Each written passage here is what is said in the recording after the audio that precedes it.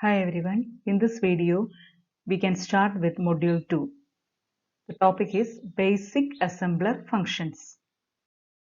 These are the contents: introduction, an example program, SIC assembler directive, a simple SIC assembler, object program format, pass 1 and pass 2 of an assembler. In this module, we will learn about assemblers. So assembler is a system software whose input is a source program written in assembly language, and the assembler has to convert it into machine language, which means zeros and ones. So here, instead of writing zeros and ones, we will represent using the hexadecimal form. So the source program is the input to the assembler. Assembly language program is the input to the assembler. Every program or software will have an input and also has an output. So here input is the source program written in assembly language, and the output of the assembler is the object code.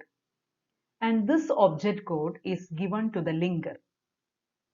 Linker is another system software which we will learn later, which will link various modules. For example, in my source program, if I have used a standard library routine. For example, if it is a C program and I have used sqrt function, which is a standard function, library function, then while before loading, that function has to be linked from the standard library to my program. So this linker does this process. Then after the linking process, the linked version of the program, which is the executable code, is loaded into primary memory by the loader. So before executing, a program has to be loaded into primary memory. Here we can consider an SIC program as the input to our assembler. So this example program contains a main routine, which means a main function, which reads records from an input device F1. So this record is read by the instruction RD and copies that to an output device 05, which is done using the instruction WD. So it is an input-output operation. A record is read to a memory location and it is written to the monitor. This main routine calls subroutine RDREC for reading record and WRREC for writing the record. So this subroutine transfer data 1 byte at a time, because the RD instruction takes on 1 byte and store it into the accumulator. The end of each record is marked with a null character, which means 00. The end of the file to be copied is indicated by a 0-length record. When end of file is reached, the program writes EOF, end of file, to the output device. The length of the buffer which holds the data temporarily is 4096 bytes. So this is the example program.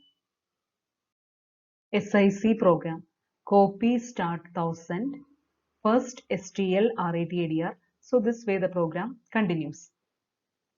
So in this program, we can see the three parts. So the first column is labels, and the second column is for the opcodes, and the third column is the operands. So here one assembler directive we can see, which is start. The left side of start we can see a label, which is the name of the program, and right side of the start, which is an address, which is the starting address of the program. Remaining instructions are the program code. So here we can see first STL RATADR and then C loop JSUB RDREC. JSUB means jump to subroutine RDREC. It's like a function call. So it will go to the jump to the RDREC, that address it will go. Going to that subroutine and executes the code there and coming back here. So this program will be the input to the assembler. So in this context, we will be more focused on the translation of the assembler program to object code. We will not be dealing much with what is happening in the program. We will be concentrating on how we can translate each of the instructions into machine code. So machine code in this We will not use the binary form. Actually, the machine code means it's the binary form, but for writing, and it should be error free, so we will write it in hexadecimal representation, which means the base 16 representation. This is the continuation of the program. So here is the read subroutine, RDREC. So reading characters from the input device to memory. So here input device name is given XF1. Then this is the length of the buffer 4096. So this is used for reading data. So input output devices are used means test device, TD instruction is used, then RD input. So this is the read subroutine. Subroutine to write record from buffer. So from the memory location, the output is returned to this device, output device, using WD instruction. This output device number is X05. And here we can see at the end of the program, one assembler directive is there, end first. So end is an assembler directive again, like start, end is also there. So with end, we will write the first address of the first executable instruction. We are already familiar with assembler directives. We can just see. In addition to the machine instructions, assembler directives are also used in programs. Assembler directives are pseudo instructions. Pseudo means which is not real. So it is pseudo instruction means which is not the instructions, but it looks like instructions. They provide instructions to the assembler itself. Assembler directive means it will give some direction to the assembler. They are not translated into machine code, which is important. This assembler directives, we will not write the corresponding machine code. SIC assembler directives. First one is start. Specifies the name of the program. In the example, we have seen the name of the program as copy and starting address for the program. Right side it is written the starting address of the program as 1000. So starting address means from where in primary memory the program has to be loaded. Then end. Indicate the end of the source program and optionally specify the first executable instruction in the program. That is, with the end as operand, we can give the starting address. Then byte. Generate character or hexadecimal constant, occupying as many bytes as needed to represent the constant. Word. Generate one word integer constant, which means 3 byte it will generate. Reserve byte reserves the indicated number of bytes for the data area. Reserve word similarly indicates the number of words for a data area.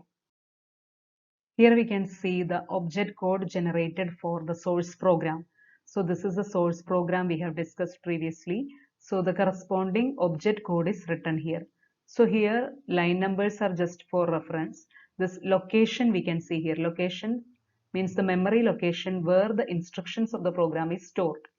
So copy start 1000 means this is the starting address 1000. So 1000 is given as the starting address of the program. And each instruction in SIC is of 3 byte length. So the next instruction will be in 1003 and the next instruction will be in 1006, 3, adding 3, so on. So this program, we can see that the assembler directives do not have object code. Start is an assembler directive, it is not having an object code. And also this reserve word, reserve byte, word byte are assembler directives. They will not have object code. All other instructions are converted into object code. Object code means the machine code. So how to convert this instruction into machine code? Before that we can see this fields. So this one is a label field and here we will be writing the opcodes and this is the operands. So here machine code is written by, first we'll write the code for this opcode, machine mnemonic for this opcode, and then write the address of this operand. So STL, its default value is 14. So we have written 14 over here, and then RETADR, the address value is 1033. Here it is coming, see, 1033. RETADR, this is at location 1033. So that address is written here. The next instruction, JSUB, the opcode value is 48. That is standard values for this opcodes. Then RDREC, its value is 2039. So opcode value converting to object code means first write the code of this opcode, the number corresponding to the opcode, and also then write the number corresponding to the operand. Similarly, we will fill all these things.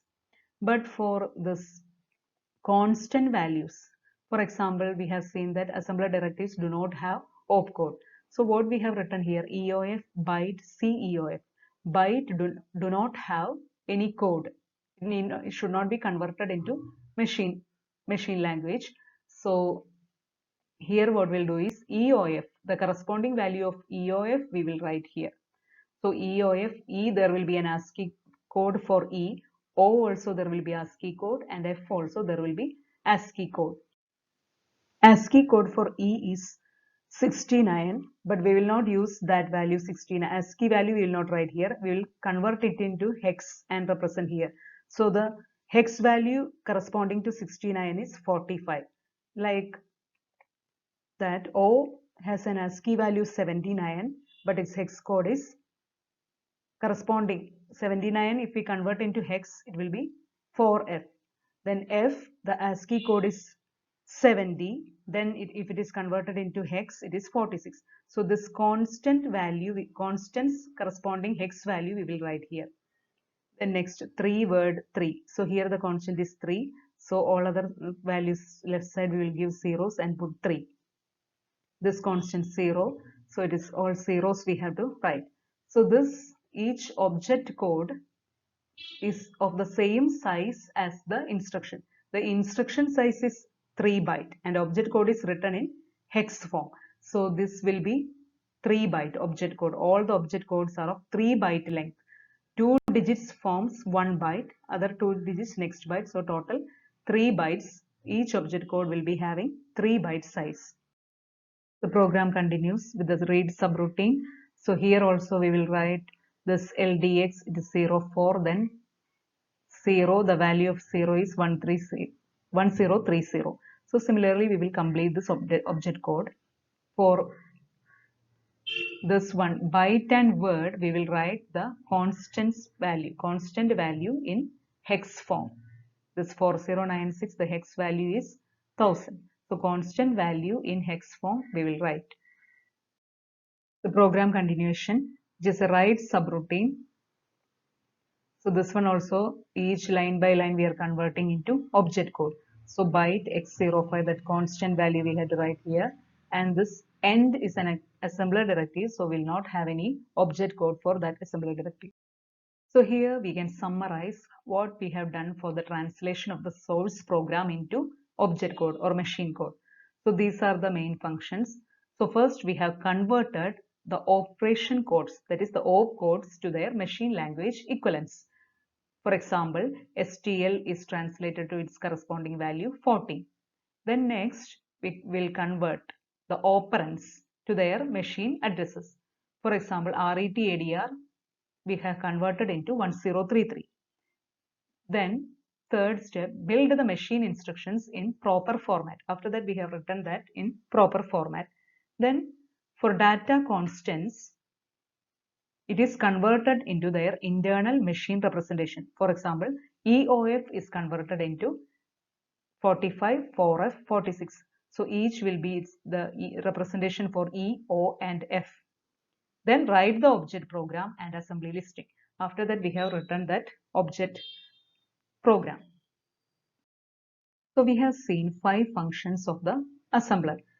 In these functions, the second one, except the second one, we can process sequentially, one line at a time.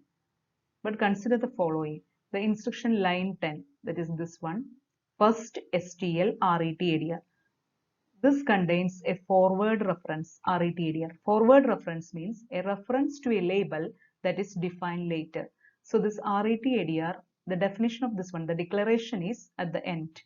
For assembly language program, we will follow this convention, that is all the declaration of variables or labels will be at the end.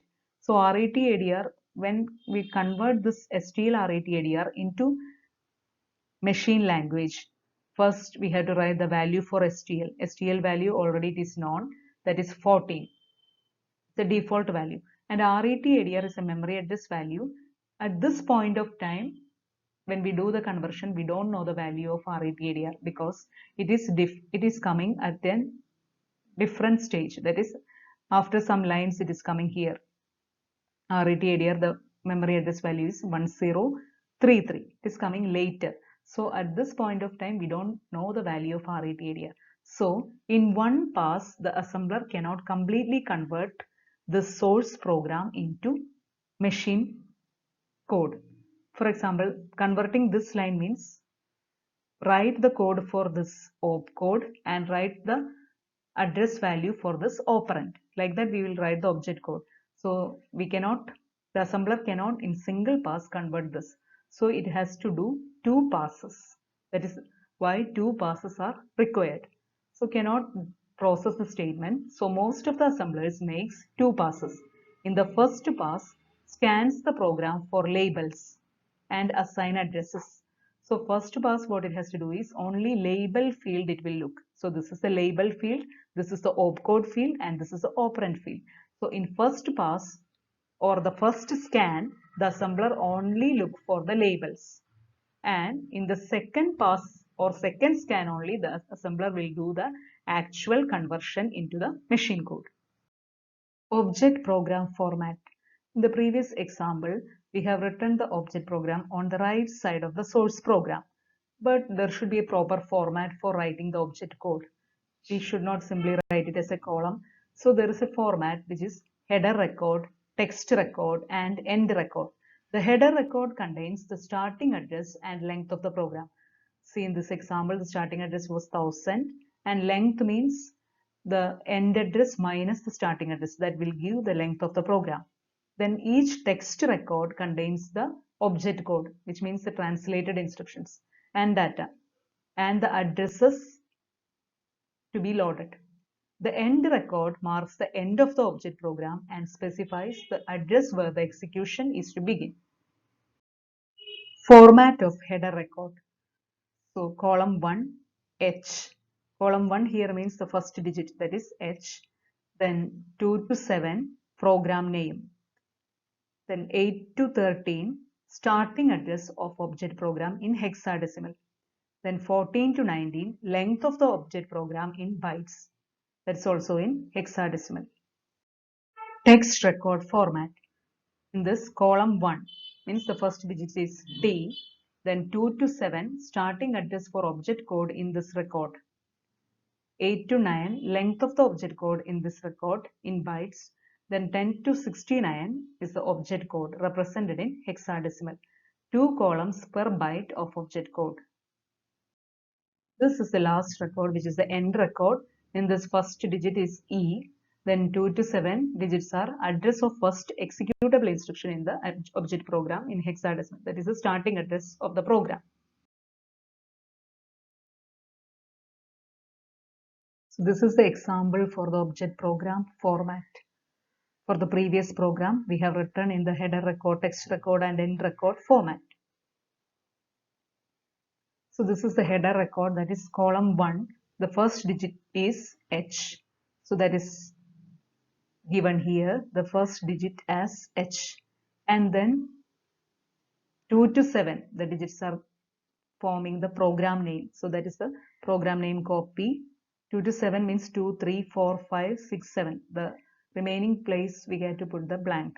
And then 8 to 13, it is starting address of the object program in hexadecimal. Starting address is 1000, so that is written here. So this left side of 1000, I have put the zeros in order to, it is from 8 to 13. So 8, 9, 10, 11, 12, 13. Then here comes the 14 to 19 comes the length of the program. So here the length is 1078, 001078. So this length is obtained by subtracting the ending address of the program from the starting address. So that length is obtained as 1078. So that is about the header record. It contains H, then program name, starting address, and then length of the entire program. Now we can see the text record. So this is the format for the text record. So it is here T, first digit is T. So that is given here the T. Then 2 to 7, it is starting address for object code in this record. So object code, starting address for object code in this record. So that is in this record starts from 1000. So the object code is given. Then 8 to 9, length of the object code in this record in bytes. So length is here given 1E, that is 8 and 9 digits. 1E. So this object's code length. Then the remaining digits 10 to 69 digits are there. From here to here it is 10 to 69. 10 to 69 means it is 60 digits are there. 60 digits forms the object code. 60 digits means how many instructions? One instruction will take 6 digits. So 60 digits means it will be 10 instructions. 10 instructions object code we can write in one text record. Then it will be, the space is over. Then next text record we have to start. So this is the end record. So end record, the column 1 is E, then 2 to 7, address of first executable instruction in object program, which means the starting address. So end record we can see it is first digit, it is E, then the starting address is given. So now we can compare the source program and the object program. So see the source program. In this, how we have written this header record, text record. So header source program, the first line is this one, copy start 1000. This is the first line. So we have written the H here. Then program name is copy, that we have written here. Starting address is this one, that we have written the starting address, and length of the program also we have written here. Then how we'll write the text records we can see. So this text records, from here we have to start our instructions. So the first text record from here we have to write. So in one text record, how many instructions we can write? Text record means 10 to 69 machine code we can write, object code we can write. 10 to 69 means 60. 60 digits are there. So for one instruction 6 digits means for 60 digits we can write 10 instructions. So 10 instructions means we can write till 1, 2, 3, till we can write, till here we can write in the first text record. Only 10 digits. According to the format, we should write only 10 digits. In one, the maximum limit is 69. That means 10 instruction object code only maximum we can write in one text record. Still, the program is not finished means we have to initialize another text record. We have to start with another text record. So till here we have to write in the first text record. So we can see how we'll write the first text record. First I have written the T. Then the next thing is starting address. Starting address, it is this text record starts with 1000. So starting address here I have written it as 1000. Then length. Next is the length I have to write. So this text record length, that's length of this current text record. So I am planning to write till here only. So till here means it is the which instruction? LDA 3. The instruction is LDA 3. So this address, starting address of that instruction is 101B. It will end at 101E. So length is obtained by 101E minus the start. This is a starting 1000. So 101E minus 1000, which will give us 1E, which is the length of this current text record. So that length I have written length I have written here, that is 1E. So length part is over, column 8 to 9. Remaining is the object code. We have to write it as one by one. So first I will write 141033. After the length I have written here 141033. Then 482039. That is the second one. 482039 till here 102D. I will write here. Maximum limit is this 69. So I have to stop here. Then I have to initialize another text record from this position onwards. So I have the second text record. I will start with the T. Then starting address is this one. 101E is the starting address. So that I have written here starting address of the current text record, that is 00101E. Next I have to write the length of the text record. That length how I will obtain? So next 10 instructions I can write in this second text record, another 10 instructions I can write. But here see 1, 2, 3, 4, 5, 6, 7. Only 7 is left. So I need to write that much only till here. So this is one ending at this address is 10. See this address 00. This address is this 10 word 0. This address is 1030. That will end at 1033. So 1033 minus this one 101e will give 15. Hexadecimal subtraction you can find using the calculator. So that will give the length, that is 15. Then you have to write the remaining object code till here, till this 000. We have to write the object code. So this is over, and then the program continues. That read rdrec subroutine is there, write subroutine is there. So till here only I have given this example. So the remaining things similarly we have to complete the object code for the remaining part. And finally we have to write the end record. We have seen that 2 passes are required for an assembler because of the forward references. Because with the opcode we will have an operand. These operands are declared later at in the program. So in one scan the assembler cannot convert it directly into machine language. So 2 passes are required. So we can summarize the 2 passes. In pass 1, what all things the assembler will do? It will assign addresses to all statements in the program. In our example, starting from 1000, since it is an SIC program, it is incremented in 3, and we are assigning addresses to all the lines. Then save the addresses assigned to all labels. So whatever in the label field, all the labels, we have to save those addresses. Then perform some processing of assembler directives. So these things are done in pass 1. Then pass 2, in pass 2 only the actual translation happens, that is from source program converting to the object code. For example, STL, RET, ADR. STL, the corresponding value of object code will write, and then RET, ADR, the corresponding value is written. That means the assembling the instructions, generate opcode and lookup addresses. Then generate data values defined by byte, word, etc.